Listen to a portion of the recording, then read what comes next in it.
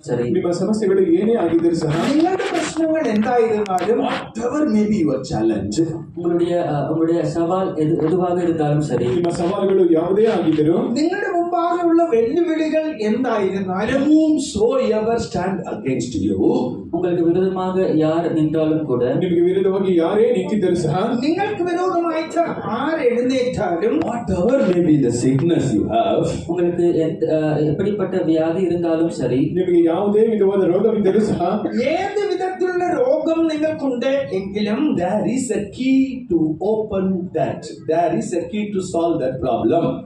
அந்த பிரச்சனையை தீர்ப்பதற்காக ஒரு திறவுகோல் இருக்கிறது. ಆ ಸಮಸ್ಯೆಯನ್ನು ಬಗೆಹರಿಸುವುದಕ್ಕಾಗಿ ಒಂದು ಕೀ ಆದದ್ದು ಕಾಣப்படுತ್ತದೆ. ആ പ്രശ്നം പരിഹരിക്കുവാനായിട്ട് ഒരു താക്കോൽ ഉണ്ട്. The name of that key is called law of spirit. அந்த திறவுகோலின் பேர் தான் ஆவியின் பிரமாணமாக இருக்கிறது. ಆ ಕೀಯ ಹೆಸರೆಂದರೆ ಆತ್ಮನ ನಿಯಮ. ആ താക്കോലിന്റെ പേരെന്തെന്നാൽ ആത്മാവിന്റെ പ്രമാണം. So when you face a problem, ask for that law of spirit.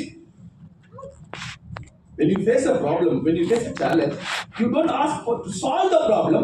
Ask for that key, that God should give that key to you.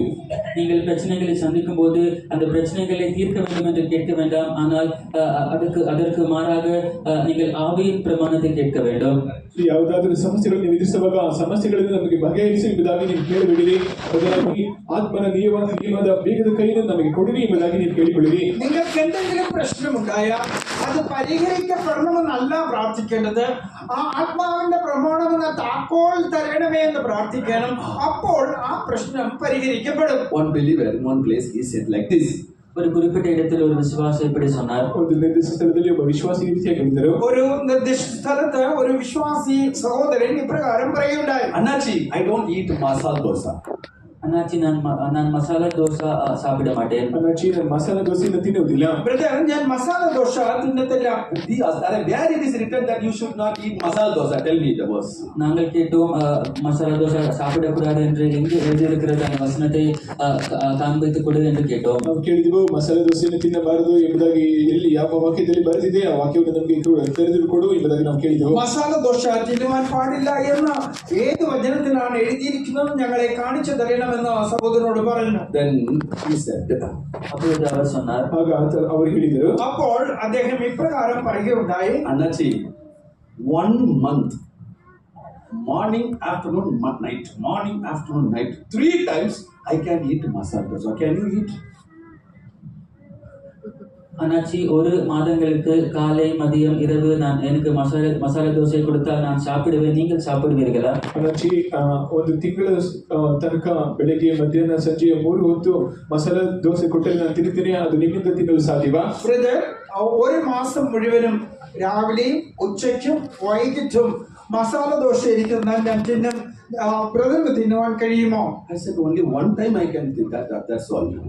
நான் சொன்னேன், ஒரு முறை மட்டும் என்னால் சாப்பிட முடியும் என்று. ನಾನು ಹೇಳಿದೆನು, ನಾನಿಂದ ಒಂದು ಬಾರಿ ಮಾತ್ರ ತಿನ್ನಲು ಸಾಧ್ಯವಿದ್ದು. ഞങ്ങൾ പറഞ്ഞു, ഒരു പ്രാവശ്യം മാത്രം രാവിലെ ആണെങ്കിൽ ഓക്കെ തിന്നുവാൻ കഴിയുമെന്ന് പറഞ്ഞു. I can eat masala dosa for 1 month. That's why God has said, stop it. ஆனால் என்னால் மசாலா தோசை தொடர்ந்து ஒரு மாதங்களுக்கு சாப்பிட முடியும், ஆனபடினால் தேவன் சொன்னார் நிறுத்து என்று. ಆದರೆ ನನ್ನಿಂದ 1 ತಿಂಗಳ ತನಕ ನಿರಂತರವಾಗಿ ಮಸಾಲೆ ದೋಸೆ ತಿನ್ನಲು ನನ್ನಿಂದ ಸಾಧ್ಯ, ಆದರೆ ದೇವರು ಅದನ್ನು ನಿಲ್ಲಿಸಿಬಿಡು ಎಂಬುದಾಗಿ ದೇವರು ನಿಲ್ಲಿಸಿದನು. എന്നാൽ ഒരു മാസം മുഴുവനും മസാല ദോശ എന്നെ കൊണ്ട് തിന്നുവാൻ കഴിയും. അതുകൊണ്ട് ദൈവം പറഞ്ഞു, നീ ഇനി അത് തിന്നേണ്ട. That is called law of spirit for that particular brother. அதுதான் அந்த குறிப்பிட்ட சகோதரனுக்கு ஆவியின் பிரமாணமாக இருக்கிறது. ಅದುವೇ ಆ ಒಂದು ನಿರ್ದಿಷ್ಟ ಸಹೋದರನಿಗೆ ಆತ್ಮನ ನಿಯಮವಾಗಿ ಕಾಣப்படுತ್ತದೆ. അതാണ് ആ സഹോദരന് ആത്മാവിന്റെ പ്രമാണമായി കാണപ്പെടുന്നത്. What is that particular thing which has gone above your hand, which has gone above your control? Put a break for that. That is law of spirit.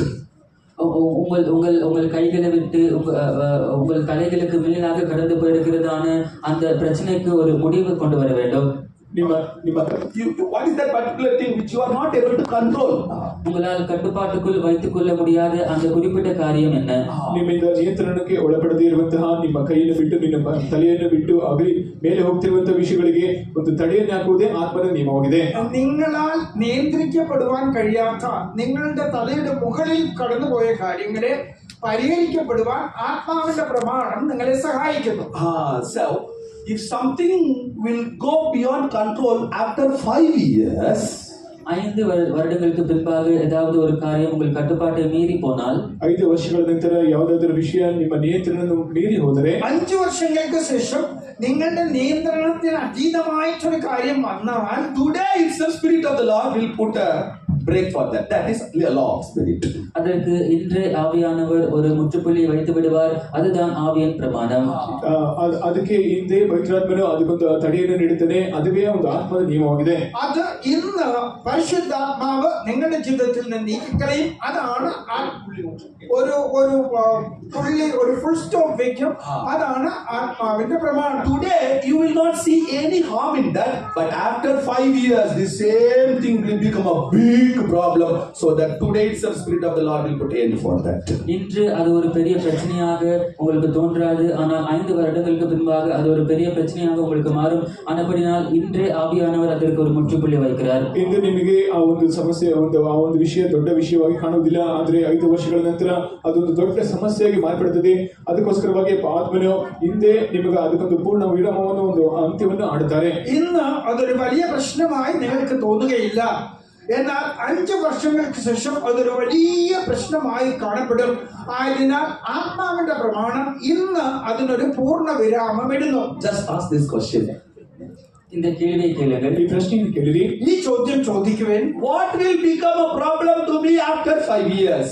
5 வருடங்களுக்கு பின்பாக எனக்கு பிரச்சனையாக மாறுகிறது என்ன? 5 ವರ್ಷಗಳ ನಂತರ ನನಗೆ ಯಾವುದು ಸಮಸ್ಯೆಯಾಗಿ, ದೊಡ್ಡ ಸಮಸ್ಯೆಯಾಗಿ ಮಾರ್ಪಡುತ್ತದೆ. 5 വർഷങ്ങൾക്ക് ശേഷം എന്താണ് എന്റെ ജീവിതത്തിൽ ഒരു വലിയ പ്രശ്നമായി തീരുവാൻ പോകുന്നത്? Show me God. காண்பித்து தாரும் தேவனே, ನನಗೆ ತೋರಿಸಿ ಸ್ವಾಮಿ. ദൈവമേ, അത് കാണിച്ചു തരണമേ. We'll go to next point. அடுத்த பகுதி, ನಂತರದ ಭಾಗ അടുത്ത ഭാഗം Spiritual mind. What do you mean by spiritual mind? ஆவிக்குரிய மனது. ஆவிக்குரிய மனது என்றால் என்ன? ಆತ್ಮಿಕವಾದ ಮನಸ್ಸು ಎಂಬುದಾದರೆ ಏನು? ആത്മീയമായ മനസ്സ് അല്ലെങ്കിൽ ആത്മീയമായ ചിന്ത എന്ന് പറഞ്ഞാൽ എന്താകുന്നു? That same verse we read about carnal mind also. அதே வசனத்தில் மாம்சிகமான மனதை குறித்தும் நாம் வாசிக்கிறோம். ಅದೇ ವಾಕ್ಯದಲ್ಲಿ ನಾವು ಶರೀರ ಭಾವದ ಮನಸ್ಸನ್ನು ಕುರಿತಾಗಿ ಸಹ ಓದುತ್ತೇವೆ. അതേ വചനത്തിൽ ജഡസ്വഭാവം അല്ലെങ്കിൽ ജഡീയമായ മനസ്സിനെ പറ്റി നാം വായിക്കുന്നു. Carnal mind is man is doing, man is leading. Spiritual mind is God is doing, God is leading. That's all. மாம்ச சிந்தை என்றால் மனிதன் செய்கிறார், மனிதன் நடத்துகிறார். ஆவியின் சிந்தை என்றால் தேவன் செய்கிறார், தேவன் நடத்துகிறார். ಶರೀರ ಭಾವದ ಮನಸ್ಸು ಎಂಬುದಾಗಿ ಹೇಳುವಾಗ ಮನುಷ್ಯನು ಮಾಡ್ತಿದ್ದಾನೆ, ಮನುಷ್ಯನು ನಡೆಸುತ್ತಿದ್ದಾನೆ. ಆದ್ರೆ ಆತ್ಮಿಕವಾದ ಮನಸ್ಸು ಎಂಬುದಾಗಿ ಹೇಳುವಾಗ ದೇವರೇ ಮಾಡ್ತಿದ್ದಾರೆ, ದೇವರೇ ಇದನ್ನು ನಡೆಸುತ್ತಿದ್ದಾರೆ ಎಂಬುದಾಗಿ ಹೇಳ್ಬೋದು. ജഡീയമായ മനസ്സ് എന്ന് പറയുമ്പോൾ മനുഷ്യൻ നടക്കുന്നു, മനുഷ്യനാൽ നടത്തപ്പെടുന്നു. എന്നാൽ ആത്മീയമായ മനസ്സ് എന്ന് പറയുമ്പോൾ ദൈവം നടത്തുന്നു, ദൈവത്താൽ നടത്തപ്പെടുന്നു. For example, ಉದಾಹರಣೆಗಾಗಿ if that carnal mind is removed from you, your mind will become pure, holy mind. மாம்ச சிந்தையானது நம்ம விட்டு எடுத்து போடப்பட்டால் நம்முடைய மனதானது சுத்தமாக மாறும். ಶರೀರ ಭಾವವಾದದ್ದು ನಮ್ಮಿಂದ ತೆಗೆದುಹಾಕಲ್ಪಟ್ಟರೆ ನಮ್ಮ ಮನಸ್ಸಾದದ್ದು ತುಂಬಾ ಶುದ್ಧತೆಯಾಗಿ ಕಾಣப்படுತ್ತದೆ. ಅದು ತುಂಬಾ ಶುದ್ಧತೆಯಿಂದ ಕಾಣப்படுತ್ತದೆ. ജഡ മനസ്സ് നമ്മളിൽ നിന്ന് നീക്കപ്പെട്ടാൽ നമ്മളുടെ മനസ്സ് നല്ല വിശുദ്ധിയുള്ളതായി, പരിശുദ്ധമുള്ളതായി കാണപ്പെടും. So you tell, how can this carnal mind be removed from us? அப்படினால் இந்த மாம்ச சிந்தை நம்ம விட்டு எப்படி எடுத்து போடுவது என்று நீங்கள் சொல்லுங்கள். ಆದ್ದರಿಂದ ಈ ಶರೀರ ಭಾವವನ್ನು ನಮ್ಮಿಂದ ಹೇಗೆ ತೆಗೆದು ಹಾಕಬೇಕು ಎಂಬುದಾಗಿ ನೀವು ಹೇಳಿರಿ. എന്നാൽ ഈ ജഡ മനസ്സ് നമ്മളിൽ നിന്ന് എങ്ങനെ നീക്കപ്പെടുവാൻ കഴിയുമെന്ന് നിങ്ങൾ പറയുവേ.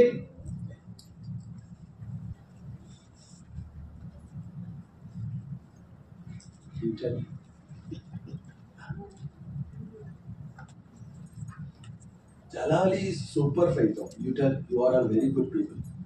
ஜலாலி மிக அருமையான விசுவாச வீடாக இருக்கிறது, நீங்கள் சொல்லுங்கள். Wesley tell. Today Wesley is looking very smart. I don't know what. Very simple. Something will happen. Okay.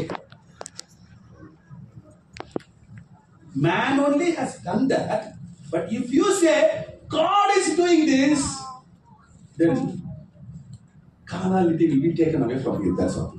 ஏதோ ஒன்று நடக்கும், அது மனிதன் தான் செய்திருப்பார், ஆனால் நீங்கள் தேவன் செய்தார் என்று நீங்கள் சொல்வீர்கள் என்றால் அந்த மாம்ச சிந்தையானது உங்களை விட்டு எடுக்கப்படும். ಯಾವುದೋ ಒಂದು ಕಾರ್ಯ ನಡೆದಿರುತ್ತದೆ, ಅದು ಮನುಷ್ಯನೇ ಮಾಡಿರ್ತಾನೆ, ಆದರೆ ನೀವು ಅದನ್ನು ದೇವರು ಇದನ್ನು ಮಾಡಿದ್ದಾನೆ ಎಂಬುದಾಗಿ ನೀವು ಹೇಳುವಾಗ ನಿಮ್ಮಿಂದ ಶರೀರ ಭಾಗವಾದದ್ದು ನೀಗಿಸಲ್ಪಡುತ್ತದೆ. ഒരു കാര്യം സംഭവിക്കുമ്പോൾ അത് മനുഷ്യനാൽ സംഭവിച്ചതായിരിക്കാം, എന്നാലും അത് ദൈവത്താൽ വന്നു എന്ന് നാം പറയുമ്പോൾ ജഡസ്വഭാവം നമ്മളിൽ നിന്ന് നീക്കപ്പെടുന്നു. Your mind will become pure like gold. உங்கள் மனதானது தங்கத்தை போல சுத்தமாக மாறிவிடும். ನಿಮ್ಮ ಮನಸ್ಸಾದದ್ದು ಒಂದು ಚಿನ್ನದ ಹಾಗೆ ಒಂದು ಶುದ್ಧತೆ ಉಳ್ಳದಾಗಿ ಕಾಣப்படுತ್ತದೆ. നിങ്ങളുടെ മനസ്സ് തങ്കത്തെ പോലെ ശുദ്ധമുള്ളതായിത്തീരും. Ye have not sent me to this Egypt. God has sent me to this Egypt to save many lives.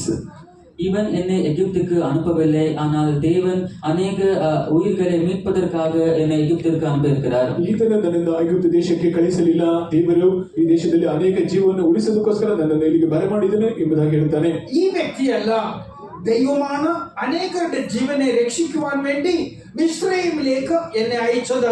Joseph said that golden word. That is spiritual mind. யோசேப்பு இந்த தங்கமான வார்த்தைகளை சொன்னார், அதுதான் ஆவியின் மனது. യോസേഫിന് ചിന്നದಂತ ಮಾತುಗಳನ್ನು ಆಡಿದನು, ಅದುವೇ ಆತ್ಮನ ನಿಯಮ. യോസഫാണ് ഈ സുവർണമായ വചനങ്ങളെ പറഞ്ഞത്. Next, Romans 8:9. அடுத்தது ரோமர் 8:9. ನಂತರವಾಗಿ ರೋಮಪುರದ ಪತ್ರಿಕೆ 8:9 ವಾಕ್ಯ. അടുത്തതായിട്ട് റോമർക്ക് എഴുതിയ ലേഖനം 8:9 വചനം. Hallelujah! Acha, hallelujah! Listen. What do you mean by spirit of Christ? கிறிஸ்துவின் ஆவி என்றால் என்ன? ಕ್ರಿಸ್ತನ ಆತ್ಮ ಎಂಬುದಾಗಿ ಹೇಳುವುದಾದ್ರೆ ಏನು? ക്രിസ്തുവിന്റെ ആത്മാവ് എന്ന് പറഞ്ഞാൽ എന്താകുന്നു? Lot of things are there written in one small word.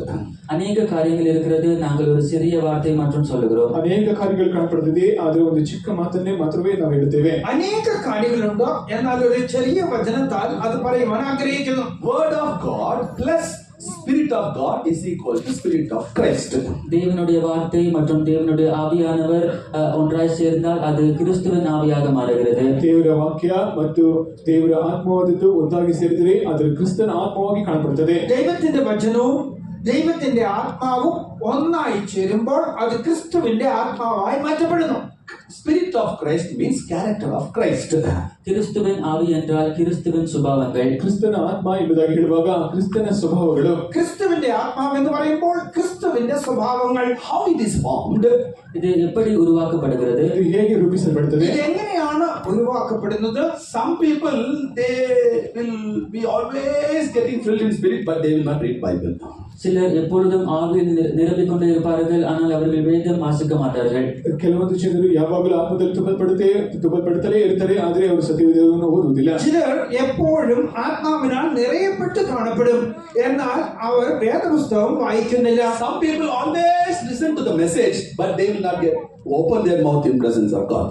சிலர் எப்பொழுதும் செய்திகளை கேட்டுக்கொண்டே இருப்பார்கள், ஆனால் தேவ சமூகத்திற்கு வரும்போது அவர்கள் வாய்களை திறக்க மாட்டார்கள். ಕೆಲವರು ಯಾವಾಗಲೂ ದೇವರ ಸಂದೇಶವನ್ನು ಕೇಳುತ್ತಲೇ ಇರ್ತಾರೆ, ಆದರೆ ದೇವರ ಸನ್ನಿಧಿಗೆ ಬಂದರೆ ಅವರು ತಮ್ಮ ಬಾಯನ್ನು ತೆರೆಯುವುದಿಲ್ಲ. ചിലർ എപ്പോഴും ദൈവത്തിന്റെ പ്രസംഗങ്ങൾ കേട്ടുകൊണ്ടിരിക്കും, എന്നാൽ ദൈവസന്നിധിയിൽ കടന്നു വന്നാൽ അവർ വായി തുറക്കുകയില്ല. But we need both the word of God and the Spirit of God to have that Spirit of Christ. ஆனால் நமக்கு தேவனுடைய வசனம் வார்த்தை மற்றும் தேவனுடைய ஆவியானவர் கிறிஸ்துவின் ஆவி நாம் பெற்றுக்கொள்ள இரண்டும் தேவையாக இருக்கிறது. ಕ್ರಿಸ್ತನ ಆತ್ಮವನ್ನು ನಾವು ಹೊಂದಿಕೊಳ್ಳುವುದಕ್ಕಾಗಿ ದೇವರ ವಾಕ್ಯವು ದೇವರ ಆತ್ಮವು ಇವೆರಡರ ಅವಶ್ಯಕತೆ ನಮಗಿದೆ. നമുക്ക് ദൈവത്തിന്റെ വചനവും വേണം, ദൈവത്തിന്റെ ആത്മാവും വേണം. അപ്പോൾ മാത്രമേ ക്രിസ്തുവിന്റെ ആത്മാവ് പ്രാപിക്കുവാൻ കഴിയുള്ളൂ. Solution for all your and my problems is the character of Christ Jesus. உங்களுடைய மற்றும் என்னுடைய எல்லா பிரச்சனைகளுக்கும் தீர்வு கிறிஸ்துவின் சுபாவமாக இருக்கிறது. ನನ್ನ ಮತ್ತು ನಿಮ್ಮ ಎಲ್ಲರ ಸಮಸ್ಯೆಗಳಿಗೆ ಒಂದು ಪರಿಹಾರವಾದದ್ದು ಅದು ಕ್ರಿಸ್ತನ ಸ್ವಭಾವದಲ್ಲೇ ಕಾಣப்படுತ್ತದೆ. നിങ്ങളുടെയും ഞങ്ങളുടെയും എല്ലാ പ്രശ്നങ്ങൾക്കും പരിഹാരം ക്രിസ്തുവിന്റെ സ്വഭാവമാകുന്നു. Next, we read about quickened by Spirit. அடுத்தது ஆவியினால் உயிர்ப்பிக்கப்படுதல் என்று வாசிக்கிறோம். ನಂತರವಾಗಿ ಆತ್ಮನ ಮೂಲಕವಾಗಿ ಉಜ್ಜೀವಿಸಲ್ಪಡುವುದು ಎಂಬುದಾಗಿ ಓದುತ್ತೇವೆ. അടുത്തതായിട്ട് ആത്മാവിനാൽ ഉയർപ്പിക്കപ്പെടുന്നു എന്ന് പറഞ്ഞിരിക്കുന്നു. These also having lot of meanings. One word will tell you. இதற்கும் அநேக அர்த்தங்கள் காணப்படுகிறது, ஆனால் ஒரு வார்த்தை நாங்கள் சொல்கிறோம். ಇದಕ್ಕೂ ಸಹ ಅನೇಕ ಅರ್ಥಗಳು ಕಾಣப்படுತ್ತದೆ, ಆದರೆ ಒಂದೇ ವಾಕ್ಯವನ್ನು ನಾವು ಹೇಳುತ್ತೇವೆ. ഇതിനും അനേക അർത്ഥങ്ങളുണ്ട്, എന്നാൽ ഒരു വാക്കിൽ ഇത് പറയുവാൻ ആഗ്രഹിക്കുന്നു. A push inside us. That is called quickened by God. நமக்குள்ளாக ஒரு அசைவு ஏற்படும். நமக்குள் நம்மை முன்னாலே தள்ள வைக்கிறதான ஒரு சக்தி இருக்கும். ನಮ್ಮೊಳಗೆ ನಮ್ಮನ್ನು ಮುಂದೆ ತಳ್ಳುವಂತ ಮುಂದೆ ನಗುವಂತ ಒಂದು ಶಕ್ತಿ ಆದದ್ದು ಕಾಣப்படுತ್ತದೆ. നമ്മുടെ ഉള്ളിൽ നമ്മെ മുൻപോട്ട് കൊണ്ടുപോകുന്ന ഒരു ശക്തി കാണപ്പെടുന്നു. Hallelujah. Hallelujah. Hallelujah. So go forward. Go forward. That push will be there inside us. நாம் முன்னேறி போ என்கிறதான ஒரு தள்ளுகிறதான ஒரு வல்லமை நமக்குள் இருக்கும். ಮುಂದಾಗಿ ಸಾಗು ಎಂಬುದಾಗಿ ಒಂದು ನಮ್ಮನ್ನು ತಳ್ಳುವಂತ ಒಂದು ಶಕ್ತಿ ನಮ್ಮೊಳಗೆ ಕಾಣപ്പെടുತ್ತದೆ. മുൻപോട്ട് പോകാം എന്ന് നമ്മെ പ്രേരിപ്പിക്കുന്ന ഒരു ശക്തി നമ്മുടെ ഉള്ളിൽ കാണപ്പെടുന്നു. This was the power which was in the Lord Jesus Christ. இதுதான் கர்த்தராகிய இயேசு கிறிஸ்துவுக்குள் இருந்ததான வல்லமை. ಇದುವೇ ಕರ್ತನಾದ ಯೇಸು ಕ್ರಿಸ್ತನೊಳಗೆ ಕಾಣಪಟ್ಟಂತ ಒಂದು ಶಕ್ತಿಯಾಗಿದೆ. ഇതാണ് കർത്താവായ യേശു ക്രിസ്തുവിൽ കാണപ്പെട്ട ശക്തി. This was the power which quickened him from the dead. இதுதான் அவரை மரித்தோரிலிருந்து உயிர்ப்பித்ததான வல்லமை. ಇದುವೇ ಆತನನ್ನ ಸತ್ತವರೊಳಗಿಂದ ಬದುಕಿಸಿದಂತ ಒಂದು ಶಕ್ತಿಯಾಗಿದೆ. ഇതാണ് മരിച്ചവരിൽ നിന്ന് അവനെ ഉയർപ്പിച്ച ശക്തി. Lord Jesus has never backslidden in anything in his lifetime. கர்த்தராகிய இயேசு கிறிஸ்து தம்முடைய ஜீவிய நாட்களிலே எந்த காரியத்தை விட்டும் அவர் பின்வாங்கி போகவில்லை. ಕರ್ತನಾದ ಯೇಸು ಕ್ರಿಸ್ತನು ಆತನ ಜೀವಿತದಲ್ಲಿ ಆತನ ಯಾವುದೇ ಕಾರ್ಯಗಳಿಂದಲೂ ಆತನು ಹಿಂತೆಳೆದು ಹೋಗಲಿಲ್ಲ. കർത്താവായ യേശു ക്രിസ്തു തന്റെ ജീവകാലത്ത് ഒന്നിലും പിന്മാറി പോയിട്ടില്ല. Go forward, push, go forward. முன்னேறி செல். ಮುಂದೆ ಸಾಗು മുന്നോട്ട് പോകാം എന്ന ഒരു പ്രേരണ അവനിൽ കാണപ്പെട്ടു. Next we read about mortify the deeds of flesh by spirit. அடுத்தது ஆவியின் மூலமாக சரீரத்தின் கிரியைகளை சாகடிப்பது என்றதான பகுதியை பார்ப்போம். ನಂತರವಾಗಿ ಆತ್ಮನ ಮೂಲಕವಾಗಿ ದೇಹದ ದುರಾಭ್ಯಾಸಗಳನ್ನು ನಾಶ ಮಾಡುವಂತ ಒಂದು ಭಾಗವನ್ನು ನಾವು ನೋಡೋಣ. അടുത്തതായിട്ട് ആത്മാവിനാൽ ശരീരത്തിന്റെ പ്രവൃത്തികളെ മരിപ്പിക്കുന്നു എന്നൊരു അനുഭവം കാണപ്പെടുന്നു. What is that one bad habit you have for 40 years? 40 வருட காலங்களாக உங்களுக்கு காணப்படுகிறதான அந்த ஒரு கெட்ட பழக்கம் என்ன? 40 ವರ್ಷಗಳಿಂದ ನಿಮ್ಮಲ್ಲಿ ಕಾಣப்படுತ್ತಿರುವ ಒಂದು ದುಷ್ಟವಾದ ಸ್ವಭಾವ ಯಾವುದು? ಕೆಟ್ಟ ಅಭ್ಯಾಸ ಯಾವುದು? 40 വർഷങ്ങളായിട്ട് നിങ്ങളുടെ ജീവിതത്തിൽ കാണപ്പെടുന്ന ഏറ്റവും മോശമായ ഒരു സ്വഭാവം എന്താകുന്നു? അഭ്യാസം എന്താകുന്നു? நம்ம உழுக்குங்க நம்ம அம்மகாரு ஹalleluya. ஒரு ஆளு தூங்க முடியாது, இங்க அந்நிய பாஷை பேசிட்டு உட்கார்ந்து இருக்கிறது தூங்குறது. What is that one bad habit you have for 40 long years? 40 வருட நீண்ட காலங்களாக உங்களுக்கு இருக்கிறதான அந்த கெட்ட பழக்கம் என்ன? அந்த ஒரு கெட்ட பழக்கம் என்ன? 40 ವರ್ಷಗಳಿಂದ ನಿಮಗಿರುವಂತಹ ಆ ಒಂದು ಕೆಟ್ಟ ಅಭ್ಯಾಸ ಯಾವುದು? 40 വർഷങ്ങളായിട്ട് നിങ്ങളിൽ കാണപ്പെടുന്ന ഒരു കെട്ട സ്വഭാവം എന്താകുന്നു? പഴക്കം എന്താകുന്നു? அது என்ன? ಅದು ಯಾವುದು? അതേതാണ്?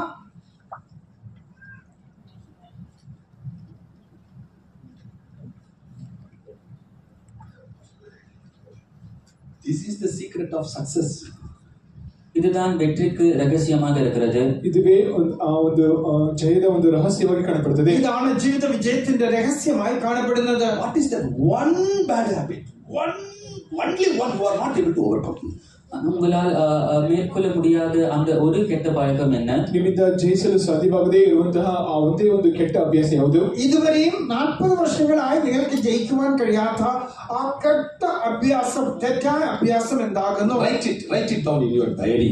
அதை உங்கள் டைரிகளில் எழுதிக் கொள்ளுங்கள். ಅದನ್ನು ನಿಮ್ಮ ಡೈರಿಯಲ್ಲಿ ಬರೆದಿಟ್ಟುಕೊಳ್ಳಿರಿ. നിങ്ങളുടെ ഡയറിയിൽ അത് എഴുതിക്കൊള്ളുവേൻ. When you get filled in spirit, நீங்கள் ஆவியினால் நிரப்பப்படும் போது, ನೀವು ಆತ್ಮದಲ್ಲಿ ತುಂಬಲ್ಪಡುವಾಗ, നിങ്ങൾ ആത്മാവിനാൽ നിറയപ്പെടുമ്പോൾ, you bring that Goliath before your closed eyes and get filled in spirit. அந்த கோலியாத்தை உங்களின் மூடப்பட்டதான கண்களுக்கு முன்பாக நீங்கள் கொண்டு வந்து நீங்கள் ஆவியில் நிரப்புகிறீர்கள். ನೀವು ಆ ಗೋಲಿಯಾತನನ್ನು ನಿಮ್ಮ ಮುಚ್ಚಲ್ಪಟ್ಟ ಕಣ್ಣಿನ ಮುಂದಾಗಿ ನೀವು ತಂದು ನೀವೆಲ್ಲರೂ ಆತ್ಮದಲ್ಲಿ ತುಂಬಲ್ಪಡಿರಿ. ആ ഗോലിയാത്തിനെ നിങ്ങളുടെ കണ്ണിന്റെ മുമ്പാകെ കൊണ്ടുവന്ന് നിങ്ങൾ ആത്മാവിൽ നിറയുവിൻ. Now listen. கேளுங்கள். ഇപ്പോൾ കേൾക്കുവിൻ.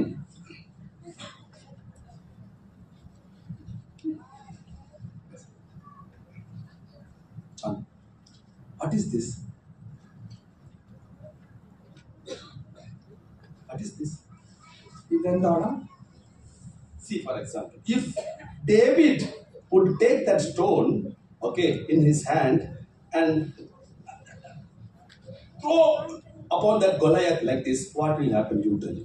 உதாரணத்திற்கு தாவீது தன் கல்லை எடுத்து கோலியாத்தின் மேல் அவன் போடுவான் என்றால் வேற வேலை இல்லை அவனுக்கு. ಉದಾಹರಣೆಗಾಗಿ ದಾವೀದನು ಆ ರೀತಿಯಾಗಿ ಕಲ್ಲನ್ನು ತೆಗೆದುಕೊಂಡು ಗೋಲಿಯಾತಿನ ಮೇಲೆ ಎಸೆಯುವುದಾದರೆ ഉദാഹരണമായിട്ട് ദാവീദ് ഇപ്രകാരം ഒരു കല്ലെടുത്തിട്ട് ഗോലിയാത്തിനെ എറിഞ്ഞിരുന്നുവെങ്കിൽ കൈ കൊണ്ട് എറിഞ്ഞാൽ കൈ കൊണ്ട് എറിഞ്ഞിരുന്നുവെങ്കിൽ എന്ത് സംഭവിക്കുമായിരുന്നു? what would have happened? You tell.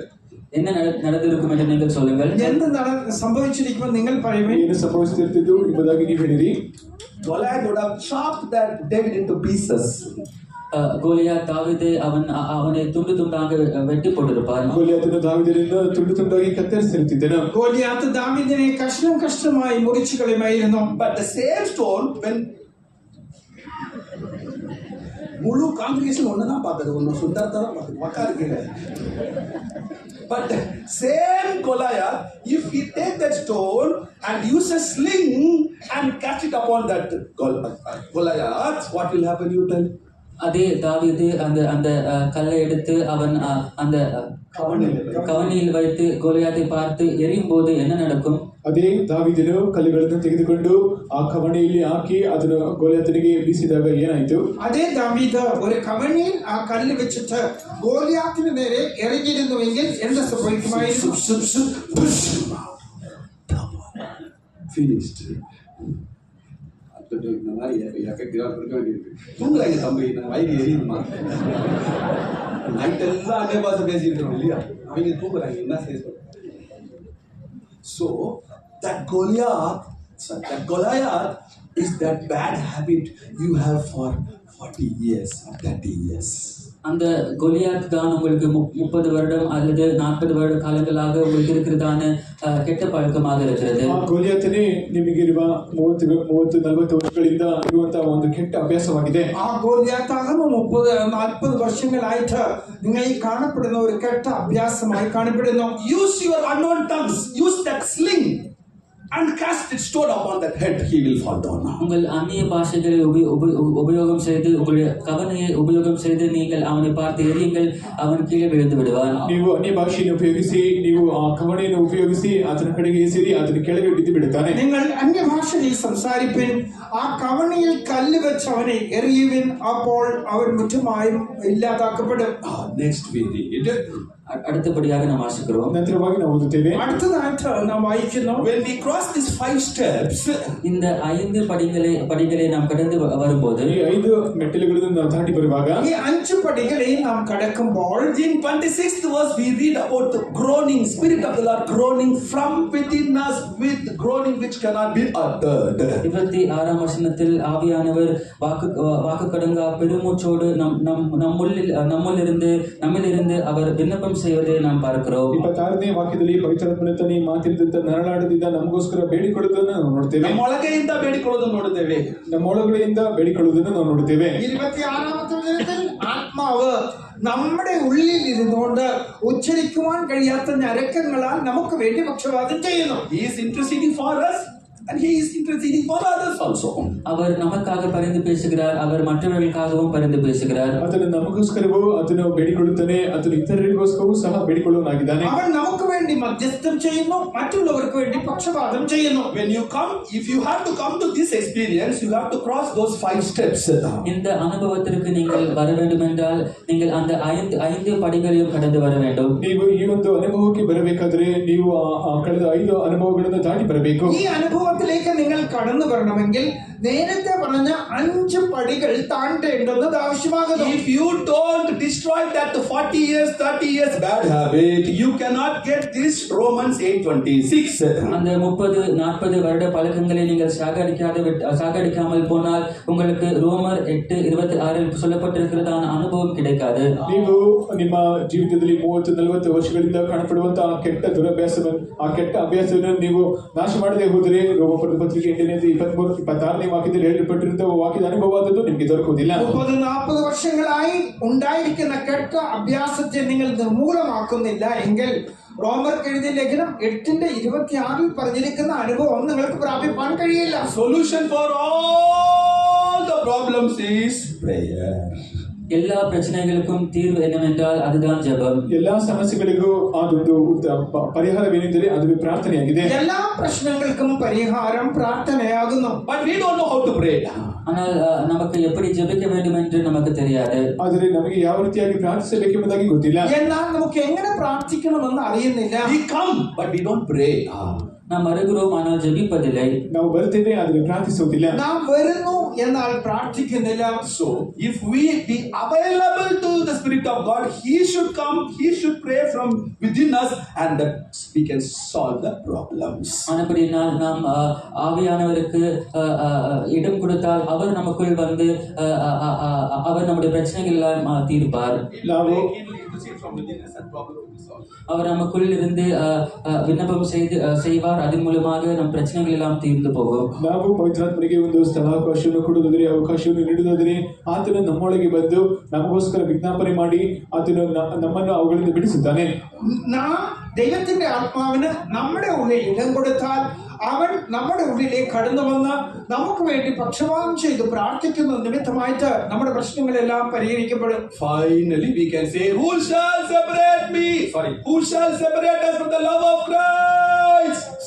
கடைசியாக கிறிஸ்துவின் அன்பை விட்டு நம்மை பிரிப்பவன் யார் என்று நாம் சொல்லலாம். ಕಡೆಯದಾಗಿ ಕ್ರಿಸ್ತನ ಪ್ರೀತಿಯಿಂದ ನಮ್ಮನ್ನು ಅಗಲಿಸುವವರು ಯಾರು ಎಂಬುದಾಗಿ ನಾವು ಹೇಳಬಹುದು. അവസാനമായിട്ട് ക്രിസ്തുവിന്റെ സ്നേഹത്തിൽ തന്നെ വേർപിരിക്കുന്നത് ആര് എന്ന് നമുക്ക് പറയുവാൻ കഴിയും. All of you say, who shall separate us from the love of Christ? சொல்லுங்கள், கிறிஸ்துவின் அன்பை விட்டு என்னை பிரிப்பவன் யார்? ಎಲ್ಲರೂ ಎಲ್ಲಿರಿ ಕ್ರಿಸ್ತನ ಪ್ರೀತಿಯಿಂದ ನಮ್ಮನ್ನು ಅಗಲಿಸುವವರು ಯಾರು? എല്ലാവരും പറയും, ക്രിസ്തുവിന്റെ സ്നേഹത്തിൽ നമ്മെ വേർപിരിക്കുന്നത് ആര്? Who shall separate us from the love of Christ? கிறிஸ்துவின் அன்பை விட்டு நம்மை பிரிப்பவன் யார்? ಪ್ರೀತಿಯಿಂದ ನಮ್ಮನ್ನು ಅಗಲಿಸುವವರು ಯಾರು? ക്രിസ്തുവിന്റെ സ്നേഹത്തിൽ നമ്മെ വേർപിരിക്കുന്നത് ആര്? Okay, now we'll go to the spiritual part. Okay. இப்பொழுது ஆவிக்குரிய பகுதிக்கு செல்வோம். ಈಗ ಆತ್ಮಿಕವಾದ ಭಾಗಕ್ಕೆ ಹೋಗೋಣ. അടുത്തതായിട്ട് ആത്മീയമായ ഭാഗത്തിലേക്ക് നമുക്ക് കടക്കാം. We want 4 boys to come front. Come. Nelson, come. Joel, come. Joshua, come. John, come. Come on. It's already getting late. Come on. Stand up. Stand. Looking there. See. You know these four people? இந்த 4 பையன்கள் உங்களுக்கு தெரியுமா? ಈ 4 ಹುಡುಗರು ನಿಮಗೆ ಗೊತ್ತಾ?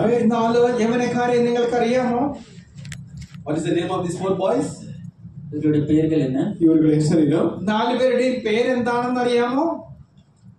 Already we are told. ஏற்கனவே நாங்கள் சொன்னோம். ಈಗಾಗಲೇ ನಾವು ಹೇಳಿದ್ದೇವೆ. പറയുകയുണ്ടായി. World. Sorry. Self. சுயம், ಸ್ವಾರ್ಥ, സ്വയം, Pride. பெருமை, ಹೆಮ್ಮೆ, നിഗളം, Flesh. மாம்சம், ಶರೀರ ಭಾವ, Old man. பழைய மனிதர். ಹಳೆಯ ಮನುಷ್ಯ. പഴയ മനുഷ്യൻ. These are the 4 things which tries to separate us from the love of Christ. இந்த 4 காரியங்கள் தான் நம்மை கிறிஸ்துவின் அன்பை விட்டு வேறு பிரிக்க முயற்சி செய்கிறது. ಈ 4 ಕಾರ್ಯಗಳೇ ನಮ್ಮನ್ನು ಕ್ರಿಸ್ತನ ಪ್ರೀತಿಯಿಂದ ಅಗಲಿಸೋದಕ್ಕೆ ಪ್ರಯತ್ನ ಮಾಡುವಂತವು. ഈ 4 കാര്യങ്ങളും ക്രിസ്തുവിന്റെ സ്നേഹത്തിൽ നമ്മെ വേർപിരിക്കുവാൻ വേണ്ടി ശ്രമിക്കുന്നു. Now, the combination of these 4 things will create 1,000 things in us. இப்பொழுது இந்த 4 காரியங்களும் ஒன்றாய் சேர்ந்தால் அது நமக்குள் ஆயிரக்கணக்கான காரியங்களை 1000 காரியங்களை உண்டு பண்ணும். ಈ 4 ಕಾರ್ಯಗಳು ಒಟ್ಟುಗೂಡುವುದಾದರೆ ನಮ್ಮೊಳಗೆ ಅದು 1000 ಕಾರ್ಯಗಳನ್ನು ಉಂಟು ಮಾಡುವುದಾಗಿ ಕಾಣப்படுತ್ತದೆ. ഈ 4 കാര്യങ്ങളും ഒന്നായി ചേർന്നാൽ നമ്മുടെ ജീവിതത്തിൽ 1000 പ്രശ്നങ്ങൾ ഉരുവാക്കും. Ecclesiastes chapter 7 verse 26 and 28 we read this truth. பிரசங்கி 7:26 மற்றும் 28 நாம் இந்த சத்தியத்தை வாசிக்கிறோம். ಪ್ರಸಂಗಿ 7ನೇ ಅಧ್ಯಾಯದ 26 ಮತ್ತು 28ನೇ ವಾಕ್ಯಗಳಲ್ಲಿ ಈ ಸತ್ಯವನ್ನು ಕುರಿತಾಗಿ ಓದುತ್ತೇವೆ. പ്രസംഗി 4-ാം അധ്യായത്തിന്റെ 26 28 വചനങ്ങളിൽ നമുക്ക് കാണുവാൻ കഴിയും. These 4 things create 1,000 things in us. இந்த 4 காரியங்களும் நமக்குள் ஒரு 1000 காரியங்களை உருவாக்குகிறது. ಈ 4 ಕಾರ್ಯಗಳು ನಮ್ಮೊಳಗೆ 1000 ಕಾರ್ಯಗಳನ್ನು ಉಂಟು ಮಾಡುತ್ತದೆ. ഈ 4 കാര്യങ്ങൾ ചേർന്ന് നമ്മുടെ ജീവിതത്തിൽ 1000 കാര്യങ്ങളെ ഉണ്ടാക്കുന്നു. Now we want another 3 boys. Sam, David, please come forward. Then Joshua, please come forward. Reuben also come forward. Come forward. You are not Joshua. Come on, stand. Sam, David, come forward. Just come forward. Getting late. Don't wait late. You stand opposite to these 3 boys. Stand opposite to these 3 boys. Sorry, 4 boys. Okay. Now see this. You see those three boys.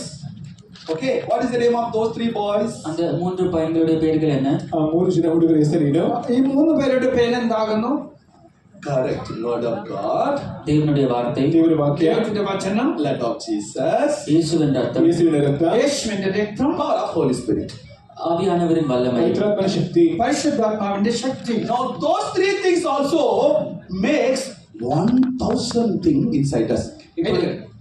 இப்பொழுது அந்த 3 காரியங்களும் கூட நமக்குள் ஒரு 1000 காரியங்களை உருவாக்குகிறது. ಈಗ ಆ 3 ವಿಷಯಗಳು ಸಹ ನಮ್ಮೊಳಗೆ 1,000 ವಿಷಯಗಳನ್ನು ಉಂಟು ಮಾಡುತ್ತದೆ. ഈ 3 കാര്യങ്ങളും നമ്മുടെ ഉള്ളിൽ 1000 കാര്യങ്ങളെ ഉരുവാക്കുന്നു. Job chapter 33. யோபு 33ஆம் அதிகாரம், ಯೋಬನ ಪುಸ್ತಕ 33ನೇ ಅಧ್ಯಾಯ, യോബിന്റെ പുസ്തകം 33-ാം അധ്യായം Verse 21 we read this truth. 21ஆம் வசனத்தில் நாம் இந்த சத்தியத்தை வாசிக்கிறோம். 21ನೇ ವಾಕ್ಯದಲ್ಲಿ ಈ ಸತ್ಯವನ್ನು ಓದುತ್ತೇವೆ. 21-ാമത്തെ വചനത്തിൽ നാം ഈ സത്യത്തെ വായിക്കുന്നു. So Job chapter 33 verse 23 and 24. யோபு 33, 23 மற்றும் 24ஆம் வசனங்கள். ಯೋಬನ ಪುಸ್ತಕ 33ನೇ ಅಧ್ಯಾಯ 23, 24ನೇ ವಾಕ್ಯಗಳು. യോബ് 33-ന്റെ 23-ഉം 24-ഉം വചനങ്ങൾ. Now listen. These 1,000 and that 1,000 is fighting with each other. இப்பொழுது இந்த 1000ம் அந்த 1000ம் ஒருவர் விரோதமாக யுத்தம் செய்து கொண்டிருக்கிறார்கள்.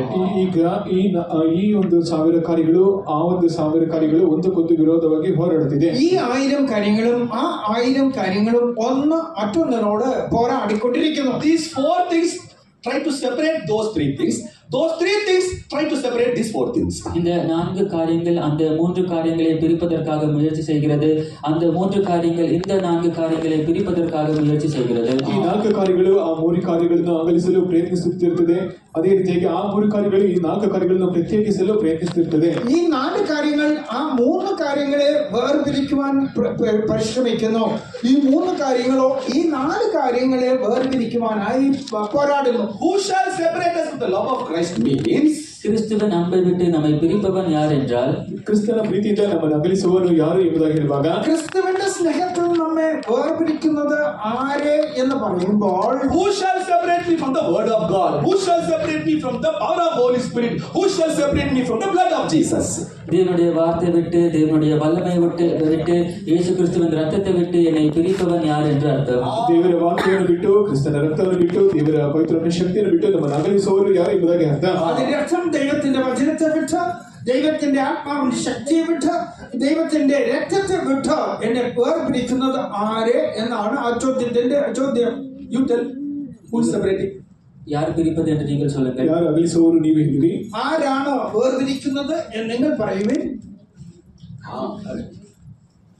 Who? Four things. 4 காரியங்கள். 4 ಕಾರ್ಯಗಳು. ഈ 4 കാര്യങ്ങൾ You know that Joel?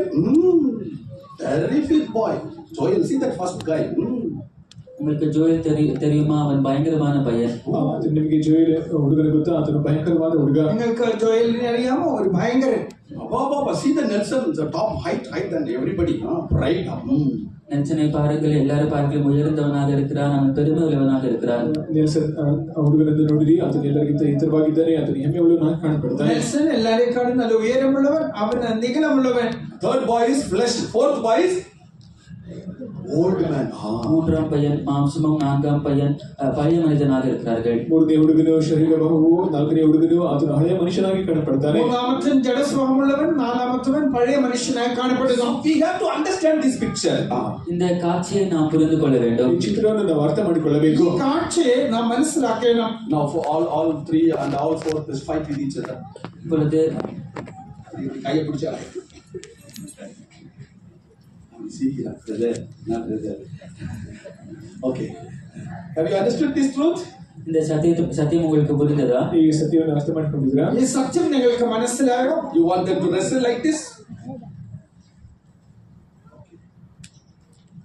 If you could understand this picture, if you could keep this picture in your memory, இந்த காட்சி உங்களுக்கு புரிந்து அதை நீங்கள் உங்கள் ஞாபகத்தில் வைத்துக் கொண்டால், ಈ ಚಿತ್ರವನ್ನು ನೀವು ಅರ್ಥ ಮಾಡಿಕೊಂಡು ಅವೆಲ್ಲವುಗಳನ್ನು ನೀವು ಜ್ಞಾಪಕದಲ್ಲಿ ಇಟ್ಟುಕೊಳ್ಳುವುದಾದರೆ, ഈ കാഴ്ച നിങ്ങൾ കണ്ടിട്ടോ അത് നിങ്ങളുടെ മനസ്സിൽ വെച്ചിരുന്നാൽ, if you could cooperate with those three powers, அந்த 3 காரியங்களோடு நீங்கள் ஒத்திசைந்து போனால் ನೀವು ಆ 3 ಕಾರ್ಯಗಳೊಂದಿಗೆ ಒಟ್ಟಾಗಿ ಹೋಗುವುದಾದ್ರೆ ആ 3 കാര്യങ്ങളോട് നിങ്ങൾ ഇണങ്ങി ചേർന്ന് പോയാൽ You can also say like that Saint Paul, who shall separate us from the love of Christ? நீங்களும் கூட பரிசுத்த பவுலை போல கிறிஸ்துவின் அன்பை விட்டு என்னை பிரிப்பவன் யார் என்று சொல்ல முடியும். ನೀವು ಸಹ ಸಂತ ಪೌಲನ ಹಾಗೆ ಕ್ರಿಸ್ತನ ಪ್ರೀತಿಯಿಂದ ನಮ್ಮನ್ನು ಅಗಲಿಸುವವರು ಯಾರು ಎಂಬುದಾಗಿ ಹೇಳಬಹುದು. നിങ്ങളും ചേർന്ന് വിശുദ്ധ പൗലോസ് പറയുന്നത് പോലെ ക്രിസ്തുവിന്റെ സ്നേഹത്തിൽ നമ്മെ വേർപിരിക്കുന്നത് ആരെ എന്ന് പറയുവാൻ കഴിയും. The more these 4 things are divided, the more we come close to God.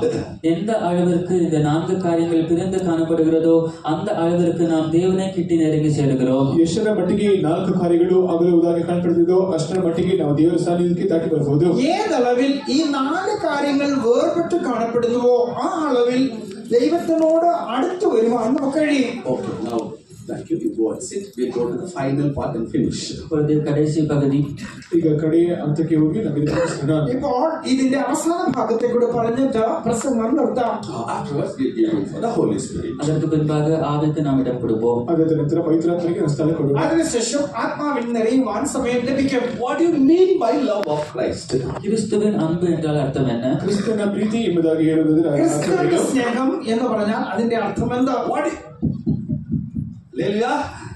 What do you mean by loving Christ? கிறிஸ்துவை அன்பு கூறுவது என்றால் என்ன? ಕ್ರಿಸ್ತನನ್ನು ಪ್ರೀತಿಸುವುದು ಎಂಬುದಾಗಿ ಹೇಳುವುದಾದ್ರೆ ಏನು? ക്രിസ്തുവിന്റെ സ്നേഹം എന്ന് പറഞ്ഞാൽ അതിന്റെ അർത്ഥം എന്ത്? ഇല്ല ക്രിസ്തുവിനെ സ്നേഹിക്കുന്നത് എന്ന് പറഞ്ഞാൽ അതിന്റെ അർത്ഥം என்ன? ക്രിസ്തുവിനെ സ്നേഹിക്കുന്നു എന്ന് പറഞ്ഞാൽ അതിന്റെ അർത്ഥം എന്ത്? Loving Jesus is number 1, write down. Loving Jesus is loving anointing. ஒன்றாவது இயேசுவை நேசிப்பது என்றால் அபிஷேகத்தை நேசிப்பது. ಮೊದಲನೇದಾಗಿ ಯೇಸುವನ್ನು ಪ್ರೀತಿಸುವುದು ಎಂಬುದಾಗಿ ಹೇಳುವಾಗ ಅಭಿಷೇಕವನ್ನು ಪ್ರೀತಿಸುವುದಾಗಿದೆ. ക്രിസ്തുവിനെ സ്നേഹിക്കുക എന്ന് പറയുമ്പോൾ ഒന്നാമതായിട്ട് അഭിഷേകത്തെ സ്നേഹിക്കുന്നതിനെ കാണിക്കുന്നു. Number 2, ಎರಡನೆಯದು രണ്ടാമതായിട്ട് loving Jesus means loving the Bible reading. இயேசுவை நேசிப்பது என்றால் வேதம் வாசிப்பதை நேசிப்பது. ಯೇಸುವನ್ನು ಪ್ರೀತಿಸುವುದು ಎಂಬುದಾಗಿ ಹೇಳುವಾಗ ಸತ್ಯವೇದವನ್ನು ಓದುವುದನ್ನು ಪ್ರೀತಿಸುವುದು. യേശുവിനെ സ്നേഹിക്കുക എന്ന് പറയുമ്പോൾ വേദപുസ്തകം വായിക്കുന്നതിനെ സ്നേഹിക്കുന്നു എന്നർത്ഥം. Number 3, loving Jesus is loving prayers.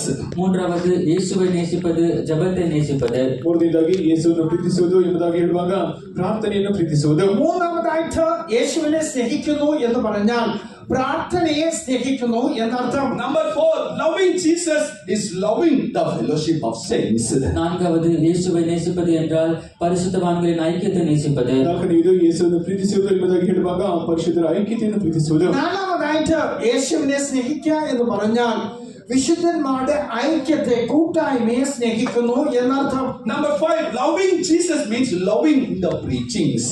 ஐந்தாவது இயேசுவை நேசிப்பது என்றால் பிரசங்கங்களை நேசிப்பது. ಐದನೆಯದು ಯೇಸುವನ್ನು ಪ್ರೀತಿಸುವುದು ಎಂಬುದಾಗಿ ಹೇಳುವಾಗ ಪ್ರಸಂಗವನ್ನು ಪ್ರೀತಿಸುವುದು. അഞ്ചാമതായിട്ട് യേശുവിനെ സ്നേഹിക്കുന്നു എന്ന് പറഞ്ഞാൽ പ്രസംഗങ്ങളെ സ്നേഹിക്കുന്നു. Number 6, loving Jesus means loving to serving others.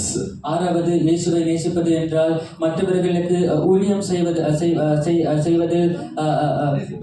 நேசிப்பது. ಆರನೆಯದು ಯೇಸುವನ್ನು ಪ್ರೀತಿಸುವುದು ಎಂಬುದಾಗಿ ಹೇಳುವಾಗ ಇತರರಿಗೆ ಸೇವೆ ಮಾಡುವುದನ್ನು ಪ್ರೀತಿಸುವುದು. ആറാമതായിട്ട് യേശുവിനെ സ്നേഹിക്കുന്നു എന്ന് പറയുമ്പോൾ മറ്റുള്ളവർക്ക് ശുശ്രൂഷ ചെയ്യുന്ന കാര്യത്തിൽ സ്നേഹിക്കുന്നു. Number 7, loving Jesus means loving the presence of God. ஏழாவது இயேசுவை நேசிப்பது என்றால் தேவ சமூகத்தை நேசிப்பது. ಏಳನೆಯದು ಯೇಸುವನ್ನು ಪ್ರೀತಿಸುವುದು ಎಂಬುದಾಗಿ ಹೇಳುವಾಗ ದೇವರ ಸಾನ್ನಿಧ್ಯವನ್ನು ಪ್ರೀತಿಸುವುದು. ഏഴാമതായിട്ട് യേശുവിനെ സ്നേഹിക്കുന്നു എന്ന് പറയുന്നത് ദൈവത്തിന്റെ സാന്നിധ്യത്തെ സ്നേഹിക്കുന്നു. Number